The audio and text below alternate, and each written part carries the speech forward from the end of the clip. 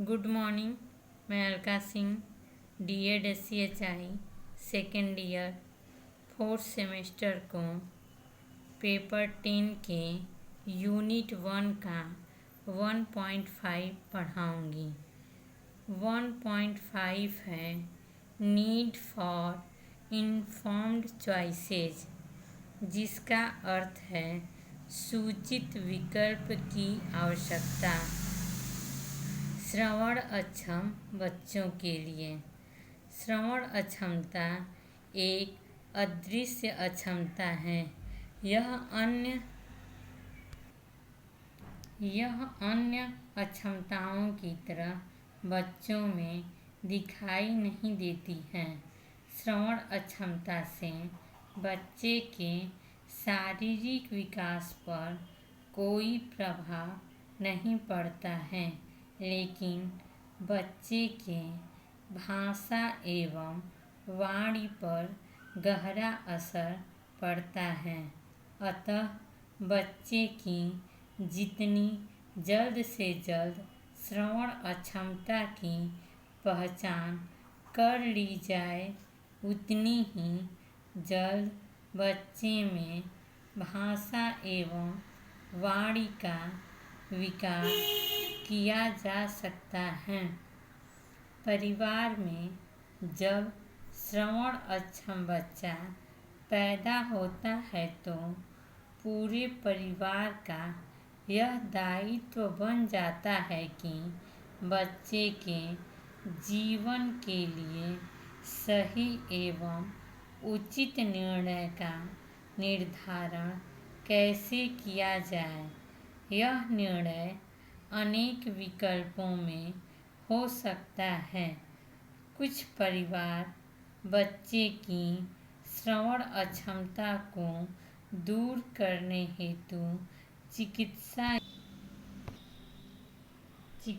या उपचार का विकल्प चुनते हैं। उसे ही वह सही समझते हैं। परिवार के अन्य सदस्य, मित्र या अन्य लोग दूसरे विकल्पों का भी सुझाव देते हैं। ऐसे में परिवार के सामने एक जटिल स्थिति पैदा होती है कि वह किस प्रकार सही विकल्प का चयन करें जो बच्चे के जीवन के लिए उचित हो। सूचनाओं का विकल्प श्रवण अक्षम बच्चों के संदर्भ में परिवार के लिए अत्यधिक महत्वपूर्ण हो जाता है। परिवार यह अनुभव करता है कि श्रवण अक्षम बच्चे के जीवन के विकास हेतु विभिन्न विकल्पों का चयन करें। इस प्रक्रिया के माध्यम से परिवार का यह प्रयास होता है कि श्रवण अक्षम बच्चों के लिए पर्याप्त सुविधाओं का व्यवस्था करें।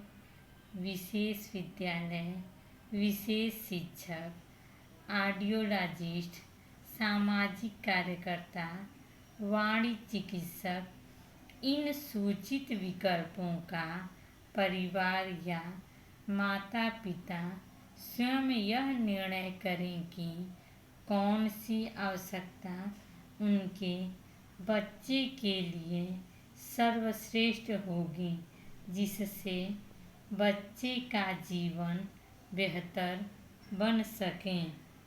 प्रत्येक परिवार का अपना अपना निर्णय होता है, जो परिवार की इच्छा और विश्वास पर आधारित होता है।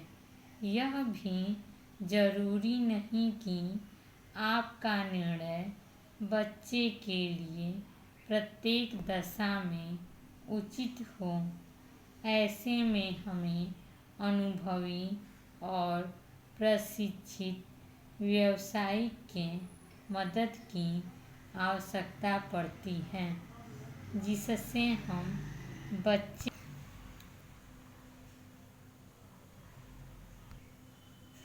बच्चे हम बच्चे के लिए सही विकल्प चुन सकें। ये विकल्प हैं: पहला, ऑडियोलॉजिस्ट; दूसरा, सामाजिक कार्यकर्ता; तीसरा, विशेष शिक्षक;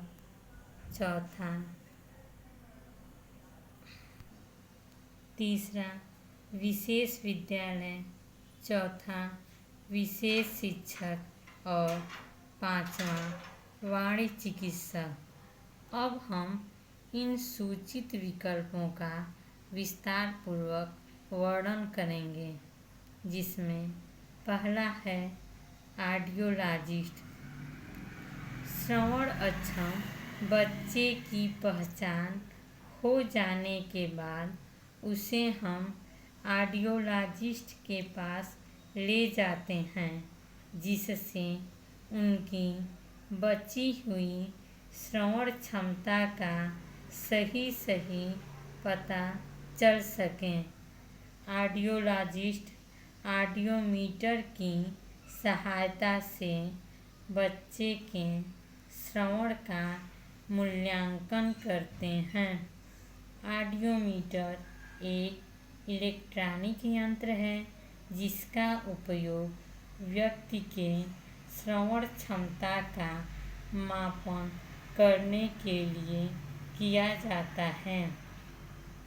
इसमें भिन्न भिन्न आवृत्ति और तीव्रता की प्योर टोन उत्पन्न की जाती है और उसे हेडफोन या अस्थिचालकता जैसे उपकरण की सहायता से व्यक्ति के कान तक पहुंचाता है, जिससे व्यक्ति के सुनने की क्षमता का मूल्यांकन किया जाता है और उसके सुनने की क्षमता के अनुसार श्रवण यंत्र लगाने की सलाह देते हैं।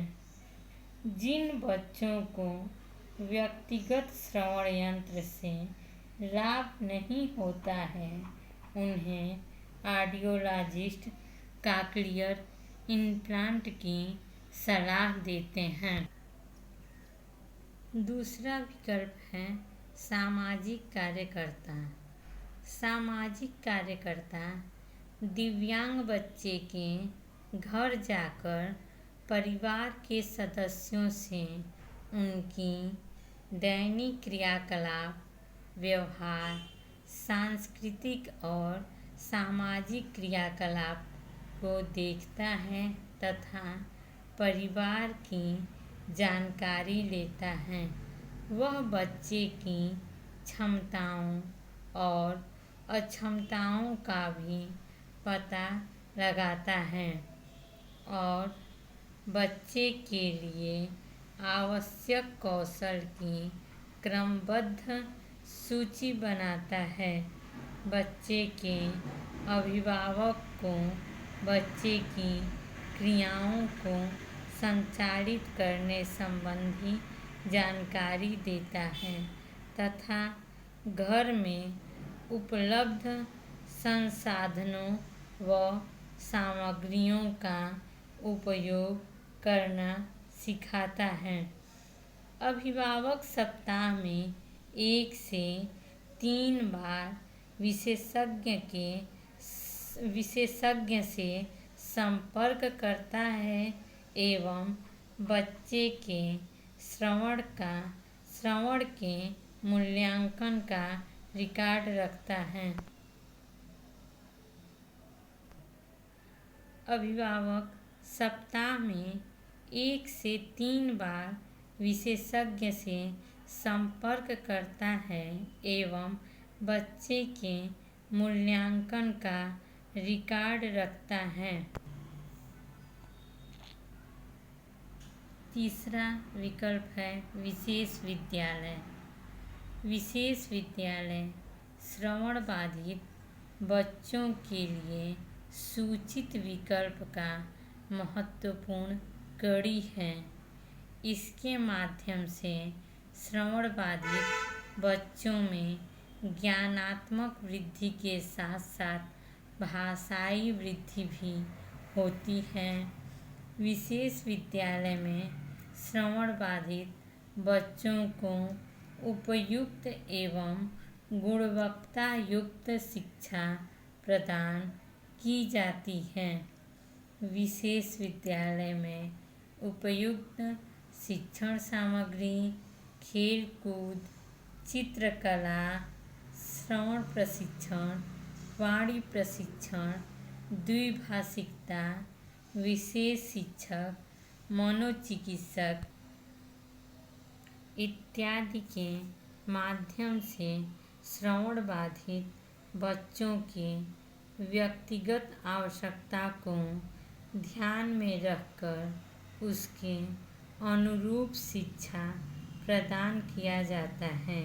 विशेष विद्यालय में श्रवण बाधित बच्चों का निरंतर मूल्यांकन उनके शैक्षिक प्रगति को चिन्हित करता है, जिससे श्रवण बाधित बच्चों के कमियों को दूर करने एवं अच्छाइयों में गुणवत्ता लाने हेतु मदद मिलती है। विशेष विद्यालय श्रवण बाधित बच्चों के माता पिता, अभिभावक के साथ एक निश्चित समय अंतराल पर बैठक के माध्यम से बच्चे से संबंधित सूचना का आदान प्रदान करके उनकी कमियों को दूर करने का प्रयास करता है। अतः विशेष विद्यालय श्रवण बाधित बच्चों के सभी पक्षों को ध्यान में रखकर शिक्षा प्रदान करने का प्रयास करता है, जिससे बच्चे का संपूर्ण विकास हो सके। चौथा विकल्प है विशेष शिक्षा। श्रवण बाधित बच्चों के लिए विशेष विद्यालय में जो विशेष शिक्षक होते हैं वे श्रवण अक्षम बच्चों को सांकेतिक भाषा के साथ साथ मौखिक भाषा का प्रयोग करते हुए पढ़ाते हैं। विशेष शिक्षक अधिक से अधिक दृश्य शिक्षण सामग्री जैसे चार्ट पेपर, फ्लैश कार्ड, शब्द कार्ड, अंक कार्ड व नमूनों का प्रयोग करते हुए अपने प्रकरण को बच्चे के समझ के अनुसार सरल बना देते हैं,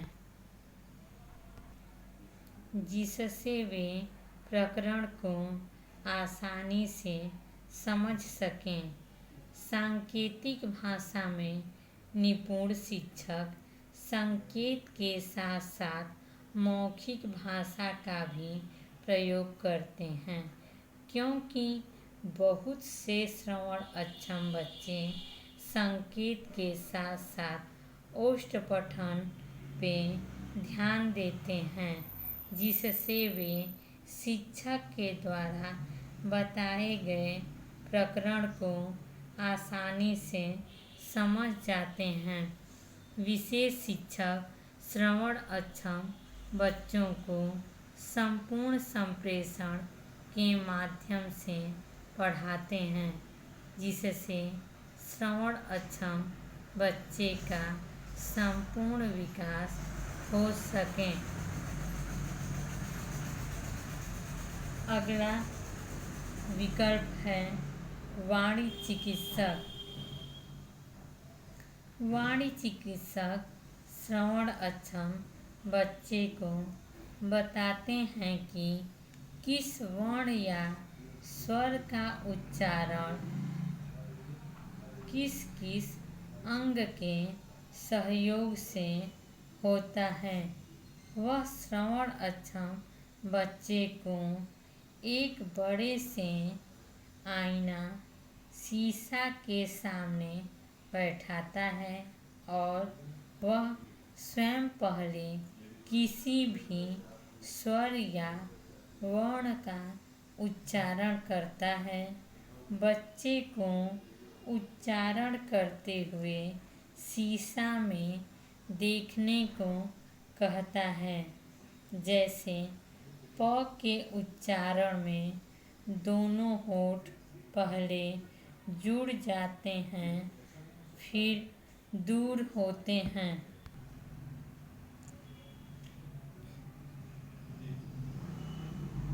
इसी प्रकार त के उच्चारण में जीभ का अग्रभाग ऊपरी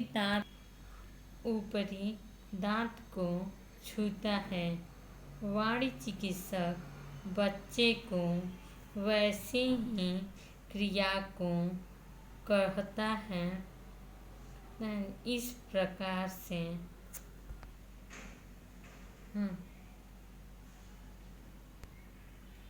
वैसे ही करने को कहता है। इस तरह से वाणी चिकित्सक पहले स्वर, व्यंजन, फिर शब्द और वाक्य का उच्चारण करना सिखाता है। इसमें एक ही क्रिया को तब तक करते हैं जब तक कि बच्चा उस वर्ण, शब्द या वाक्य का उच्चारण करना सीख न ले। इस प्रकार से श्रवण अक्षम बच्चों के वाणी एवं भाषा के विकास के लिए वाणी चिकित्सा एक महत्वपूर्ण विकल्प है।